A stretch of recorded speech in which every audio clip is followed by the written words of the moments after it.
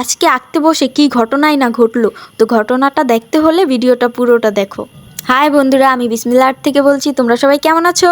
বলো তো আজকে আমি কি ফুল আঁকছি? তো আজকে আমি বলবো না কি ফুল আঁকছি, তোমাদেরকে বলতে হবে অবশ্যই কমেন্টে যে এটা কি ফুল হতে পারে। আমি আসলে অন্য কিছু আরও আঁকতে চাইছিলাম, কিন্তু আমার হাজব্যান্ড বলল এইসব নাকি আঁকলে বেশি ভাইরাল হয়ে যাবে তাড়াতাড়ি। তো দেখি কত বেশি ভাইরাল হয় এই ভিডিওটা। তোমাদের যদি আমার এই আঁকাটা ভালো লাগে, মানে এই ফুল আঁকাটা, এই ফুলের এইসব আঁকা ভালো লাগে, তাহলে আমি এইসবই আঁকবো। আমার অবশ্য ভয়েস দিতে একটুও ভালো লাগে না। ভয়েস দিতে নিলে আমার খুবই মাথা ব্যথা করে, কিন্তু তাও এত কষ্ট করে, কষ্ট নিয়েও ভয়েস দিই তোমাদের জন্য, শুধু তোমাদের ভালোবাসার জন্য। তাও তোমরা আমাকে একটুও ভালোবাসো না। এত ভালোবাসি তোমাদের জন্য, এত কষ্ট করি, কিন্তু তাও তোমরা একটু লাইক, কমেন্ট, সাবস্ক্রাইব কিচ্ছু করো না, কিচ্ছু না। তোমাদের কি লাইক আর কমেন্ট করতে হাত ব্যথা করে বলো?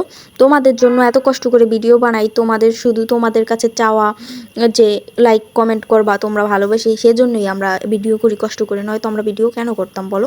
আর আমি প্রথমে পেন্সিল দিয়ে এঁকে নিতে চেয়েছিলাম না, কিন্তু আমার হাজব্যান্ড বলল পেন্সিল দিয়ে এঁকে নিলে নাকি ভালো হবে।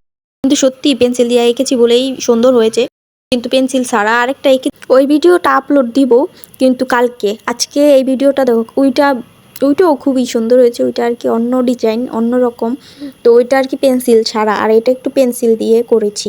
পেন্সিল আগে মানে পেন্সিল দিয়ে আগে এঁকে তারপর আর কি এই রংটা দিয়ে করে ভেবেছিলাম পেন্সিল দিয়ে করলে এলোমেলো হবে না, কিন্তু পেন্সিল দিয়ে করা সত্ত্বেও আমার এলোমেলো হয়ে যাচ্ছে কেন জানি। আমি রং মানে আর্ট অনেক দিন পরে করতেছি, তো অনেক বছর, অনেক এই 4-5 বছর পরে এই রঙের কাজ করতেছি, তাই আর কি এরকম এরকম হয়ে যায়। অনেক দিন পরেই আর কি রঙের মানে এইসব আর্ট করি। তোমরা যদি রঙের এরকম আর্ট করতে ভালোবাসো তাহলে কমেন্টে জানিও। আমি রঙের এরকম আর্ট করতে আমার খুবই ভালো লাগে, খুবই।